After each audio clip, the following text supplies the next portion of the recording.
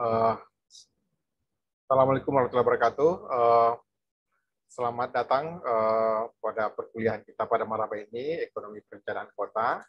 Eh, Pada malam hari ini nanti kita akan dengarkan ya isu utamanya tentang kebijakan ekonomi dalam menyelesaikan permasalahan transportasi di perkotaan. Dan ini menarik ya. Menariknya apa? Di masa pandemi dalam 2 tahun belakangan ini tahun kedua, transportasi perkotaan itu, kemacetan itu bukan satu masalah lagi. Kenapa? Karena memang banyak sekali lockdown gitu kan. Jadi kemacetan itu berkurang bukan karena alat transportasinya dimodifikasi, bukan karena bukan karena ada sistem supply yang dirubah dan sebagainya, tapi karena demand-nya menurun gitu kan. Nah, ini kan menarik. Jadi kita perlu berpikir lebih kritis lagi ya, mengambil kebijakan di perkotaan ini masalah isu transportasi. Nah, jadi silakan malam ini Akbar, Rizky, sama Anindita, silakan memaparkan idenya. Silakan.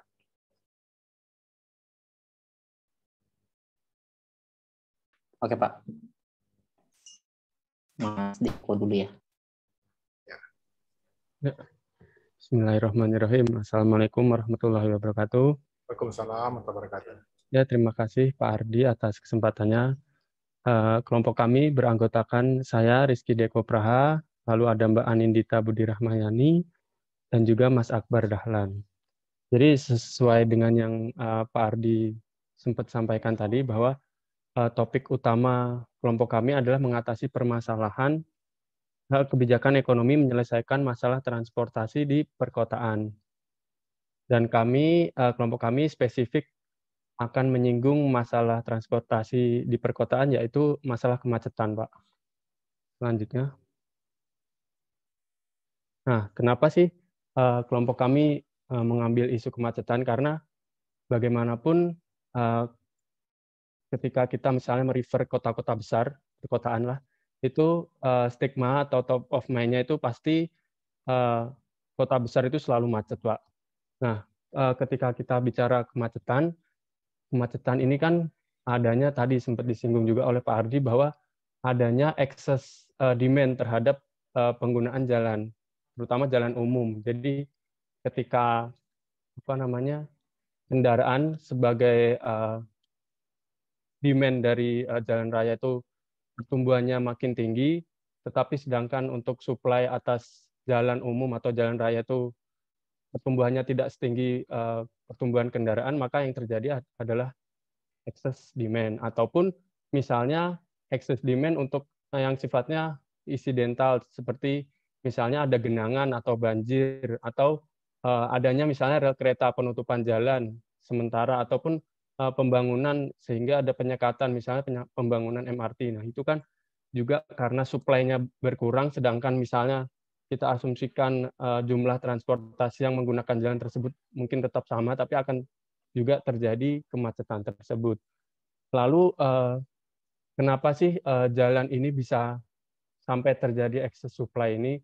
Karena mungkin kita menganggap bahwa jalan umum ini sebenarnya bukan barang publik, tapi ada juga yang beranggapan bahwa jalan umum atau jalan raya itu adalah barang publik semu, di mana di awal misalnya ketika jalan itu lengang, konsumsi orang terhadap jalan itu jadi kayak ya udah orang semua pakai jalan, tapi untuk pada saat tertentu akan mencapai suatu titik kemacetan yang menyebabkan status barang publik terhadap jalan umum itu jadi sedikit hilang.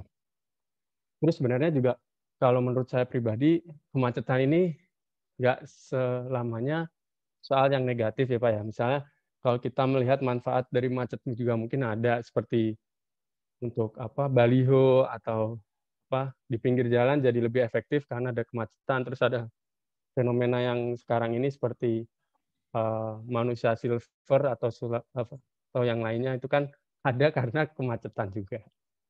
Lalu selanjutnya, nah kondisi di Jakarta seperti yang kita tahu, menurut data sebenarnya Jakarta ini membaik posisinya karena relatif untuk peringkatnya sebagai kota termacet di dunia itu misalnya dari 2016 peringkat 4, lalu sekarang peringkat 31 kalau nggak salah terakhir 2020 itu. Jadi sebenarnya kemacetan di Jakarta sedikit berkurang. Nah, sedangkan apa sih faktor yang kemacetan itu tadi kan ada demand dan supply. Sedangkan kalau kita lihat demand dari proksi peningkatan jumlah kendaraan pribadi itu di Jakarta melebihi pembangunan infrastruktur jalan yang ada di Jakarta itu sendiri. Jadi ada statement salah satu pakar transportasi itu saya lihat bahwa mungkin tapi saya cek datanya di BPS ternyata tidak ada, tapi beliau mengungkapkan bahwa pertumbuhan transportasi pribadi kalau di sini saya cantumkan 3-4 itu berdasarkan data BPS ini, tapi data Ditlantas Polda Metro Jaya, tapi ada statement bahwa peningkatan dalam 10 tahun terakhir ini justru lebih dari 5%. Lalu pertumbuhan infrastruktur jalannya hanya 0,1%. Lalu ada juga anggapan bahwa untuk kota-kota besar di dunia itu idealnya adalah 12-15% dari luas daerahnya itu dijadikan jalan raya. Sedangkan untuk Jakarta sendiri masih 7%. Tapi ini mungkin sedikit agak debatable karena bagaimanapun persentase peringkat tadi di Jakarta kan turun, sedangkan di kota-kota besar yang lain itu sebenarnya mungkin misalnya ada London atau New York tuh kemacetannya justru makin parah seperti itu. Lalu,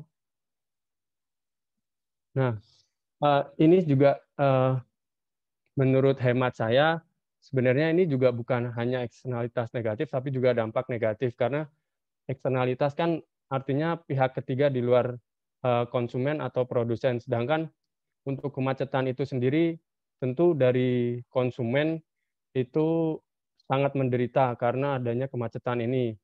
Dan sebenarnya saya agak bingung juga dalam mensimplifikasi terhadap kurva terhadap jalan ini, Pak, karena harga untuk jalan raya itu kan nggak ada.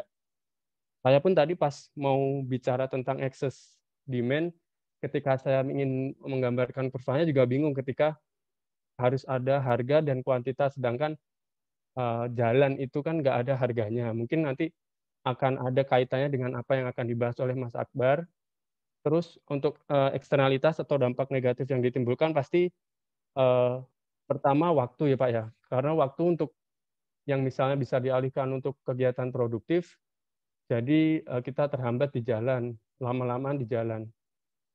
Terus ada juga polusi Pak, karena semakin banyak kita gas rem itu karbon monoksida yang dikeluarkan oleh kendaraan bermotor itu semakin banyak. Seperti yang kita tahu mungkin di Jakarta, contohnya mungkin bahkan dari jam 5 pagi kalau kita lihat indeks kualitas air, kualitas udara itu sudah sangat buruk, padahal itu baru jam 5 pagi. Lalu ada konsumsi BBM tentu pasti lebih banyak dibanding ketika kita harus mendapatkan jalan yang lebih lancar seperti itu. Nah, ini untuk perkembangan kebijakan mengatasi kemacetan di Jakarta. Secara sejarahnya mungkin ada 3-in-1 yang lalu dievaluasi karena ada ketidakefektifan lah untuk kebijakan tersebut. Lalu ada juga kebijakan ganjil genap dan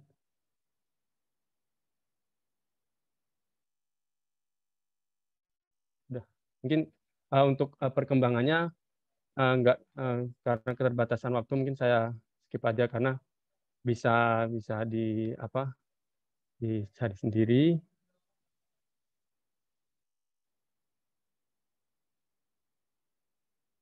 Nah, selanjutnya kayak yang tadi udah dijelaskan sama Mas Deko, kan ada kebijakan 3-in-1 sama ganjil genap kan. Dimana pas masa 3-in-1 itu kita tahu ada permasalahan besarnya itu adalah joki. Jadi kayak untuk memaksimumkan kapasitas supaya kendaraan pribadi itu bisa melewati jalan yang terrestriksi, mereka kayak carpooling lah gitu, kayak nanti ada orang yang mereka angkut entah siapa, mereka nggak kenal, terus nanti bayar, terus jadi supaya mereka bisa melewati jalan. Nah, kebijakan ini udah diberhentikan tahun 2016, kemudian digantikan sama kebijakan ganjil genap di Jakarta. Nah, tapi karena si ganjil genap ini itu dia konsepnya masih, sistemnya itu masih manual ya, maksudnya diperiksa langsung sama polisi gitu, bukan yang kayak sudah terintegrasi dengan teknologi, jadi kayak penegakannya itu tetap masih membutuhkan banyak sumber daya dan banyak inilah hal-hal yang bisa bikin itu menjadi pengawasan itu menjadi tidak efektif. Nah, terus ada juga penelitian yang menjelaskan bahwa ganjil genap ini belum maksimal. Misalnya, di masa periode uji coba, di masa pagi ya, jam sibuk pagi hari itu, jumlah kendaraan itu berkurang 5%, itu pada saat masa uji cobanya. Namun setelah 7 bulan implementasi, volume lalu lintas tetap stabil. Begitupun di periode sore ke malam. Pada masa uji coba, jumlah kendaraannya menurun 30%, namun setelah 7 bulan implementasi, jumlah kendaraannya meningkat. Terus juga kalau kita lihat dari tabel ini, misalkan jumlah kendaraan di koridor Gatot Subroto, yaitu yang 4NS dan 4SN paling bawah ini, di penelitian itu disebutkan jumlah kendaraannya di jalan ini itu sama masa uji coba dan masa implementasi meningkat. Terus itu mau di pagi hari maupun di sore hari. Gitu. Jadi makanya penelitian ini menyebutkan bahwa kebijakan ganjil genap itu belum maksimal menurunkan volume lalu lintas di semua koridor, melainkan dia mendistribusikan kawasan padat sehingga di beberapa ruas jalan volume lalu lintasnya meningkat. Gitu. Nah, peningkatan ini juga disebabkan oleh meningkatnya, kalau kita lihat tuh di sini terutama karena si sepeda motor. Jadi si peningkatan sepeda motor ini itu lebih tinggi daripada penurunan mobil, taksi, dan minibus, sehingga akhirnya total kendaraan itu di jalan itu malah meningkat. Jadi bukan semakin menurun, tapi malah makin macet. Nah, terus seperti yang udah dijelaskan oleh Mas Deko juga, kan tadi kemacetan menyebabkan eksternalitas negatif, sehingga ada biaya yang sebenarnya harus diinternalisasi dari harga pasar jalanan gitu. Salah satu cara internalisasi biaya kemacetan itu adalah dengan road pricing alias jalannya itu diberi harga atau untuk lewat jalan itu nggak gratis. Contohnya adalah di Singapura dan London yang sudah menerapkan electronic road pricing. Tahun 1975 itu Singapura udah mengenalkan kebijakan skema operasional pricing dengan nama Area License Scheme. Nah, jadi pengguna kendaraan itu harus membeli license dan menunjukkan di layar kaca kendaraan jika ingin memasuki zona yang direstriksi pada jam-jam sibuk. Kemudian, dengan kebijakan si ALS ini atau Area License Scheme ini, kendaraan di jalan yang direstriksi itu menurun 44%. Kemudian Singapura menerapkan ERP atau Electronic Road Pricing, dan lalu lintas kendaraan menuju CBD, Central Business District atau pusat kota, menurun 10-15% dibandingkan dengan skema ALS. Nah, penyebabnya itu kenapa dengan ERP ini bisa lebih menurun daripada si ALS adalah karena salah satunya bisa jadi karena sistemnya ini itu si ERP dia bayar setiap kali masuk jalan itu. Sedangkan kalau dengan ALS ini, dia cuma butuh beli license sekali, dia bisa masuk keluar masuk jalan itu kapanpun gitu. Nah, kemudian juga di London, dia juga punya skema tarif kemacetan di pusat kota yang mencakup 22 km. tarifnya 5 pounds dan meningkat menjadi 8 pounds untuk setiap kendaraan yang melintas atau parkir di jalan pada jam 7 pagi sampai setengah 7 malam. Nah, hasilnya lalu lintas di zona restriksi ini itu turun 18% di waktu tarif itu berlaku, dan terjadi peningkatan reliabilitas dari waktu tempuh perjalanan. Tapi kondisi ini tidak lepas dari kondisi bahwa di London itu transportasi publiknya udah bagus, jadi masyarakat nggak perlu bingung jikalau mereka tidak bisa lagi, jikalau menurut mereka melewati jalan itu terlalu mahal menggunakan kendaraan pribadi, ya udah toh masih ada transportasi publik yang mereka masih bisa rely on transportasi publik mereka yang bagus gitu. Kemudian juga tidak lepas dari komitmen politik dari pemerintah lokal London. Nah, selain mengurangi kemacetan, ERP ini juga punya dampak-dampak lain. Contohnya itu environmental benefits, ini juga menyambung dari dampak negatif kemacetan yang sebelumnya disebutkan Mas Deko, yaitu adalah polusi. Di London itu terjadi penurunan emisi karbon dioksida sebesar 12% setelah implementasi kebijakan. Kemudian juga terjadi sekitar 40-70 kecelakaan yang dapat diselamatkan per tahun. Jadi kan kalau volume lalu lintas itu berkurang kan orang jadi lebih perjalanannya jadi lebih enak, lebih lancar gitu, terus jadi nggak serabat serubut gitu. Jadi terjadilah pengurangan kecelakaan. Selain itu juga jika harga dari road pricing itu yang ditetapkan itu sudah tepat, dapat mendorong pengguna kendaraan pribadi shifting ke transportasi publik. Harga yang tepat di sini itu adalah maksudnya harga yang mengimbangi waktu menunggu yang muncul dan lamanya perjalanan yang dihasilkan dari transportasi publik. Karena kan umumnya transportasi publik itu, kalau kita naik transportasi publik, kita akan nyampe lebih lama dibandingkan kita naik kendaraan pribadi. Nah, di London sendiri, masyarakat itu yang beralih ke transportasi publik terjadi sebesar 50-60%.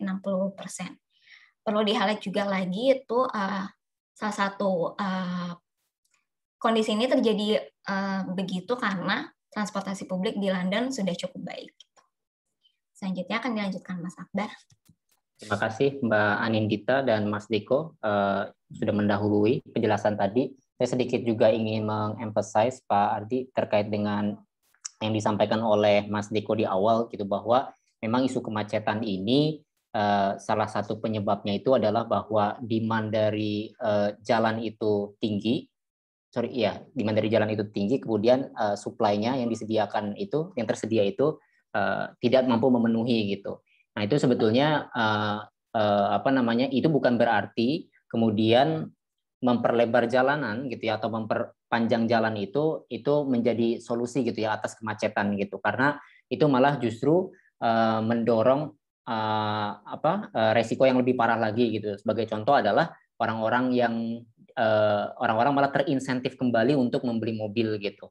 Karena apa? Karena tersedianya jalanan yang lebih bagus lagi gitu, dan akhirnya kembali lagi gitu ya terjadi gitu demand lebih tinggi daripada supply dan seterusnya gitu. Jadi memperlebar atau memperpanjang jalan itu bukanlah sebagai solusi. Itu yang pertama. Kemudian yang kedua gitu ya, terkait dengan apa yang disampaikan oleh Mbak Anindita tadi juga gitu ya, terkait dengan bagaimana masyarakat bisa beralih ke public transport, itu bukan serta-merta karena kenyamanan gitu ya, kenyamanan dari public transport itu sendiri gitu. Karena kalau misalnya mau dibilang nyaman itu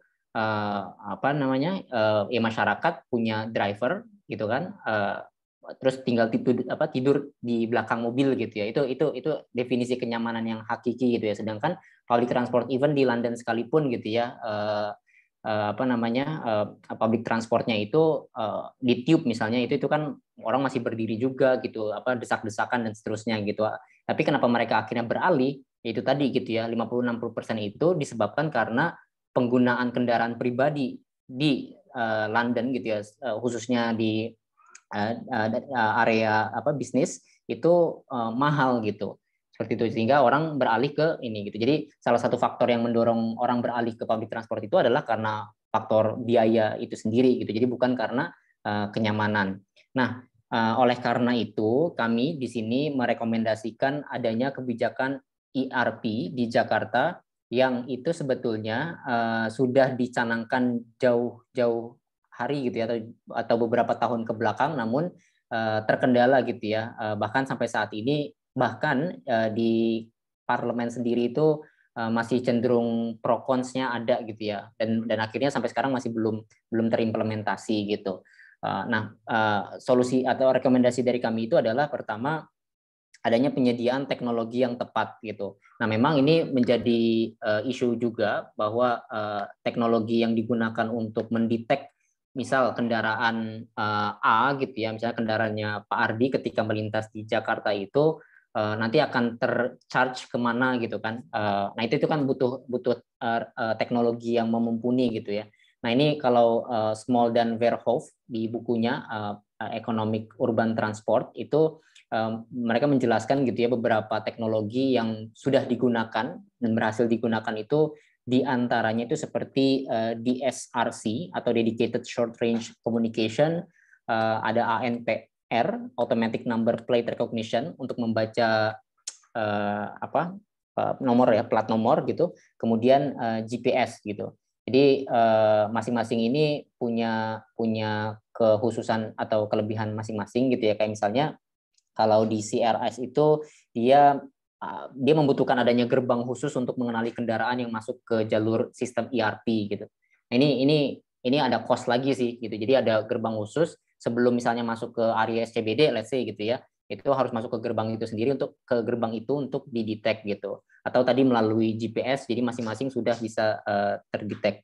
Nah, kemudian pemasangan perangkat di kendaraan baru. Nah, ini juga solusi alternatif dari Small dan Verhoef itu di bukunya itu. Jadi pemerintah bisa memberikan instruksi di awal kepada kendaraan pribadi atau produsen-produsen mobil untuk memasang alat gitu ya, yang itu nanti terhubung gitu ya ke pemerintah gitu. Jadi di mobil itu kelihatan gitu ya berapa, karena kan cara kerja ERP itu kan berapa kilometer yang dia lintasi di area Jakarta itu gitu ya. Jadi kalau semakin jauh gitu ya dia muter-muter di Jakarta, itu semakin besar charge yang kenanya gitu. Nah, itu ada teknologi khusus gitu ya yang bisa dimasukkan atau dipasang di kendaraan baru pada saat penjualan.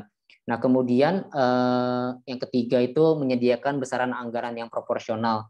Nah, sejauh ini yang kami pahami itu pemerintah Provinsi DKI Jakarta sudah menganggarkan sekitar 157-an miliar ya untuk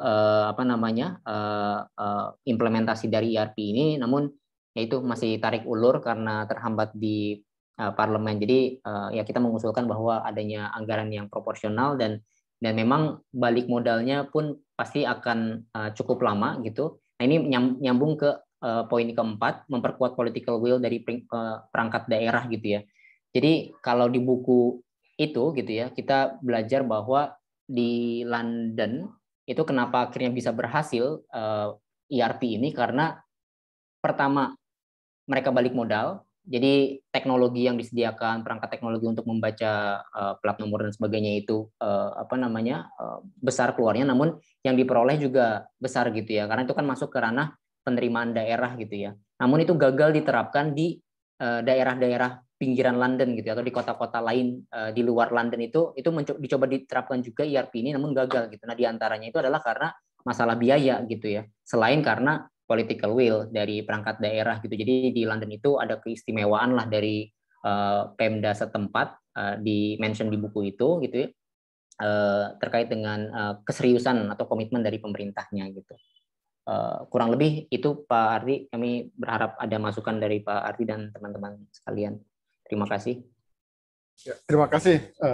Silakan teman-teman, ada yang mau memberikan masukan atau pertanyaan, silakan. Jadi sudah komplit ya isunya. Yang penting tadi ada excess demand ya. Excess demand itu bisa dijelaskan dari apa ya. Jadi excess demand itu kan kok jalan itu nggak ada cost-nya. Ya jalan tadi cost-nya yang tadi, Mas. Jadi kayak kan kalau public good itu cost-nya itu misalnya seperti apa namanya? Seperti kemacetan gitu kan, kemudian bensin yang habis, kemudian suasana hati karena kemacetan tersebut, kemudian apa namanya? Masa penggunaan kendaraan karena penggunaan rem dan sebagainya. Jadi cost-nya itu kayak kita menghitung public good gitu ya. Jadi istilahnya bukan seperti menggunakan jalan tol, tapi apa namanya, jalan yang gratis, tapi dengan biaya ada kemacetan dan sebagainya. Gitu. Itu tadi Mas. Oke, silakan ada yang mau ditanyakan teman-teman ke tim yang ini sudah komplit banget ini. Jadi ERP itu didesain di Jakarta dengan harapan bisa mengurangi kemacetan ya. Tapi kan ini menarik lagi, satu lagi ya, isunya sekarang yang seperti saya bilang di awal tadi ya, isunya sekarang ini demand-nya berkurang. Ya, apakah betul itu terjadi ya? Karena ada work from home itu kan, dalam 2 tahun belakangan ini kan itu terjadi gitu. Apakah itu bisa mengurangi kemacetan atau seperti apa karena masalah demand-nya berkurang. Jadi akhirnya apa kebijakan yang pas gitu ya kalau demand berkurang gitu. Jadi memang di Indonesia ini apa namanya, kita ini dari sisi sistem kan masih banyak yang kelemahannya ya. Tapi kelemahannya itu ada keuntungan bagi beberapa pihak dan kerugian dari beberapa pihak gitu ya. Dan misalnya kemacetan tidak terkendali itu kan karena lemahnya sistem salah satu penyebabnya gitu. Kemudian yang menarik sekali gini ya, misalnya untuk penyebab misalnya penyebab kematian itu kan sebenarnya salah satunya itu kan terbesar ketiga di dunia adalah kecelakaan ya. Jadi kecelakaan ini orang lebih takut dengan penyakit yang hari ini ya kayak COVID-19 daripada kecelakaan. Karena padahal kecelakaan itu adalah sumber apa namanya kematian nomor 3 di dunia. Itu seperti itu. Kemudian satu lagi banyak sekali sekarang pengembangan kota tanpa memperhatikan lingkungan. Ya ini yang menjadi masalah besar kan. Tanpa memperhatikan lingkungan itu contohnya seperti apa ya? Contohnya tikus misalnya kan di perkotaan. Tapi itu sudah banyak perhatian, jadi perhatian ya. Kemudian kayak COVID ini kan contohnya apa?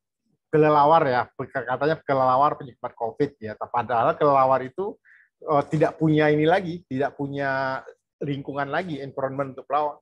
Akhirnya dia itu pergi ke perkotaan, tinggal di perkotaan dan sebagainya. Jadi karena daerah tinggalnya itu sudah digunakan, dimanfaatkan oleh masyarakat, oleh penduduk, jadi akhirnya dia itu terpaksa menyesuaikan diri di perkotaan. Akhirnya kayak virus COVID juga menyesuaikan diri dia. Jadi harus dulu, mungkin kayak virus COVID itu kan katanya sudah ada sejak zaman dahulu kala, tetapi mereka terpisah dengan masyarakat. Ya. Tapi sekarang ini dia terpaksa masuk ke dalam ranah lingkungan karena dia itu sudah terdesak juga mungkin. Ya kan misalnya seperti kelelawar tadi dulu terdesak, dia dulu hidup di hutan, sekarang itu hidup di daerah perumahan dan sebagainya. Ini isu-isu ini jadi penting sekali ya. Jadi sekarang ini isu kemacetan tadi, isu kemacetan di perkotaan tadi mungkin ini salah satu solusinya. Tetapi dalam konteks misalnya ke demand-nya menurun gitu ya, karena bukan menurun karena efek langsung menurun, tapi karena apa? Karena ada perubahan pola, karena efek COVID-19 dan sebagainya, sehingga kebijakan yang pas itu bagaimana gitu. Jadi sekarang gini, menarik nggak kalau dibilang kebijakan ERP itu dilakukan di Jakarta pada saat ini kan? Padahal kemacetan sudah berkurang, ini sudah berkurang gitu kan? Itu jadi perhatian kita juga. Kecuali mungkin di daerah-daerah besar ya. Kemudian isu seperti yang dilakukan tadi oleh London tadi ya. Jadi London itu betul ya.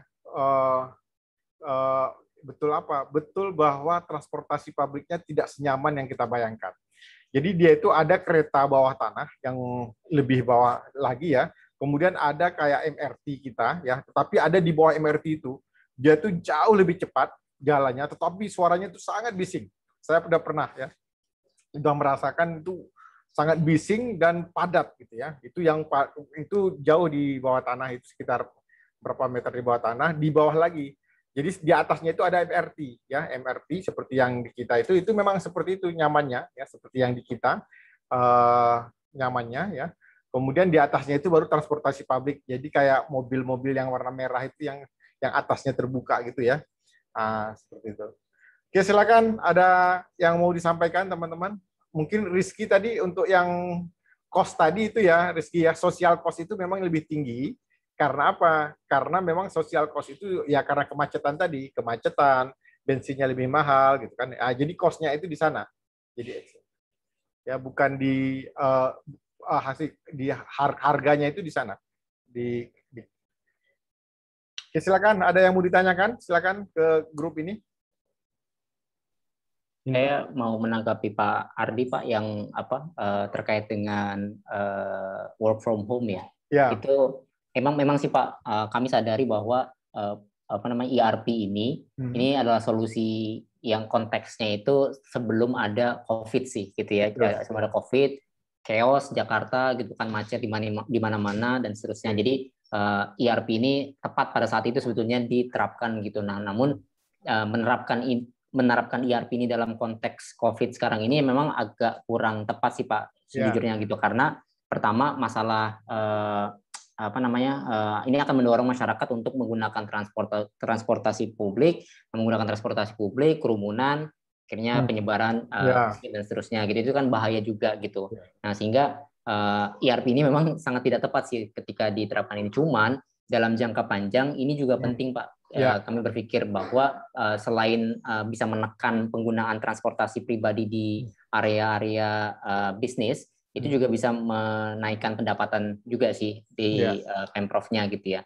Nah, kemudian yang kedua, betul juga solusi yang setuju juga Pak, solusi yang disampaikan sama Pak Ardi terkait dengan skema work from home ya gitu. Nah, cuman kan kalau di luar juga bahkan kalau di kita kan mostly baik itu swasta ataupun pemerintahan gitu, itu kan 9 to 5 ya istilahnya gitu kan, 8 to 4 atau seterusnya lah gitu. Jadi nah, sedangkan kalau di beberapa negara lain ya, kalau tidak salah itu kan mereka shift kerjanya itu beragam gitu ya. Jadi nggak saklek pagi sampai sore gitu, tapi bisa juga siang sampai ini. Nah, itu kan bisa melerai juga konsentrasi publik pada saat menggunakan jalan raya itu gitu. Nah, itu juga sebenarnya bisa menjadi solusi alternatif, skema entah itu hybrid, work from home, atau mengubah shift jam kerja gitu ya, flexibility lah intinya gitu. Itu nanti mungkin bisa perlu Pak kita masukkan sebagai alternatif solution untuk untuk menangani kemacetan. Ya, harusnya dimasukkan juga ya, karena gini,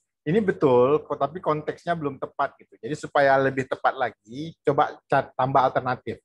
Tetapi mungkin 3-5 tahun lagi ini jadi penting sekali kalau sudah kembali ke kondisi semula.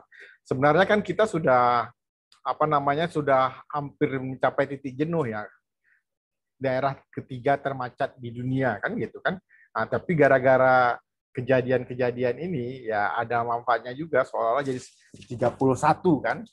Ya, urutannya kan kemacetannya. Tetapi ini penting sekali sebenarnya. Tetapi untuk menuju ini perlu dibuat alternatif lagi supaya ada kecepatan dia kota kita ini menjadi macet total itu bisa lebih panjang lagi lah gitu. Oke. Jadi intinya kedua tadi ya, capaian SDGs, yang kedua revolusi industri. Jadi sekarang ini kan revolusi industri itu dipercepat dengan itu tadi kejadian virus ini kan. COVID-19 ini kan mencepat proses revolusi industri sebenarnya kan. Teknologi dan sebagainya. Tapi ya nggak tahu lah di balik itu. Yang penting ini kita kenyataannya sudah terjadi gitu ya. Dan menarik sekali ya. Ini kan dari sisi geografi ya. Dari sisi geografi kan sudah berkembang nih sekarang. Apa itu misalnya kayak sekarang lah bekerja dari rumah atau work from home ya. Tetapi seolah-olah bekerja di kantor ya atau di luar rumah. Jadi kita sekarang ini kan kalian berada di rumah masing-masing, tapi seolah-olah berada di kampus ya. Atau istilahnya kita menempati dua ruang yang berbeda dalam waktu bersamaan atau disebut dengan co-location in space ya. Jadi seolah kita di ruangan bersama tetapi kita di daerah yang berbeda, co-location in space. Dan juga ke depannya itu juga ya kita bisa saja ya co-location in time ya. Jadi kita di mana dua atau lebih individu menempati lokasi yang sama ya dalam waktu yang berbeda. Jadi misalnya apa? Kalian bisa mendengarkan misalnya record video saya misalnya tentang perkuliahan ini, tetapi harus di waktu yang sama, mungkin dijadwalkan misalnya. Jadi co-location in time, waktunya sama, tetapi lokasinya bisa berbeda, ya. Seperti kemudian atau mungkin juga ada ruang yang sama pada waktu yang sama, itu yang biasanya ya co-space time, ya co-space time geographical. Jadi istilahnya sekarang ini kan kita punya perkembangan yang baru ya, co-location in space. Jadi kita di lokasi yang sama tapi di ruang yang berbeda gitu kan. Nah, kalau dulu itu kan sangat diperlukan namanya kayak ekonomi spasial gitu kan untuk merancang semua itu. Tetapi sekarang ini apa yang harusnya dikembangkan? Dan banyak sekali kan sekarang ini lembaga-lembaga besar ya seperti apa namanya lembaga perdagangan yang besar seperti Giant dan beberapa ya yang itu kan sekarang sudah mulai ditutup ya, dikalahkan sama apa namanya pedagang-pedagang rumahan dengan pedagang online ya dengan HP bututnya itu ya bisa menjual produk gitu ya dan pernah. Tetapi juga bergeser lah terjadi transformasi ya. Tetapi sekarang itu transportasi itu fungsinya apa sekarang? Jadi kalau dulu mungkin membawa orang, sekarang itu mungkin lebih banyak ke membawa barang. Dan karena volumenya sudah lebih besar, ya volumenya sudah lebih besar, dia itu terjadi increasing return ya. Jadi apa? Decreasing cost-nya menurun ya, return-nya meningkat. Karena apa? Volumenya meningkat. Gitu. Itu penting sekali. Nah, jadi sekarang pengembangan perkotaan itu bisa saja sekarang bukan menyebar di titik, tapi bisa menyebar ya. Dan penyebaran ini membuat teori transportasi ini kemacetannya itu menurun karena apa? CBD-nya itu bukan satu titik, sudah CBD-nya itu yang menyebar. Itu menjadi perhatian kita ke depannya. Jadi istilahnya sebagus apapun kebijakannya, jadi kebijakan itu harus sesuai dengan konteks kejadian pada saat itu. Dan sekarang ini kan kita pastilah estimasi teman-teman Akbar, Riki, dan Anindita tadi bisa benar ya, karena kemacetan kita itu pasti akan kembali lagi nih dalam waktu nggak berapa lama setelah ini kembali aman. Itu kira-kira ya masukan dari saya. Mungkin ada yang dari yang lain, silakan. Pak Rudin ada? Fikri? Dina? Saya kan presentasi Pak, nanti aja Pak. Oke. Izin Pak, Ya, saya silakan. mau menambahkan terkait dengan COVID ini Pak. Saya setuju dengan perkataan Pak Ardi tadi bahwa COVID ini kan sebenarnya momentum. Tadi sebenarnya saya juga selipkan sih di paparan di slide 3 atau 4 kalau nggak salah. Tapi kan masalah momentum ini kan justru orientasi pemerintah pusat ya Pak ya. Itu sepertinya memang belum bisa memaksimalkan momentum COVID ini untuk lingkungan ataupun pengalihan transportasi seperti itu Pak. Jadi ada kebijakan mengenai penghapusan PPNBM itu Pak. Sehingga yang awalnya konsumsi mobil turun karena tidak adanya mobilitas, tapi justru pemerintah ingin industri otomotif ini tetap bergairah gitulah Pak. Jadi takut saya ketika memang benar sekarang mungkin kemacetan turun, tapi justru beberapa tahun lagi justru lebih parah dibanding 2019 ini Pak. Jadi gara-gara kebijakan PPNBM itu sih Pak. Jadi mungkin saya juga agak mengkritisi juga dengan kebijakan pemerintah ini yang harusnya bisa ikut shifting gitu sih Pak untuk isu-isu lingkungan seperti itu. Terima kasih Pak. Oke, setuju. Ada kemungkinan akan terjadi itu. Jadi dulu kan mobil murah ya beberapa tahun yang kemarin ya. Kemudian sekarang ini PPNBM yang jadi 0 ya. Oke, saya rasa Cukup ya, ada yang ditambahkan lagi, teman-teman? Kalau tidak, kita ke kelompok 2 ya. Oke, sip.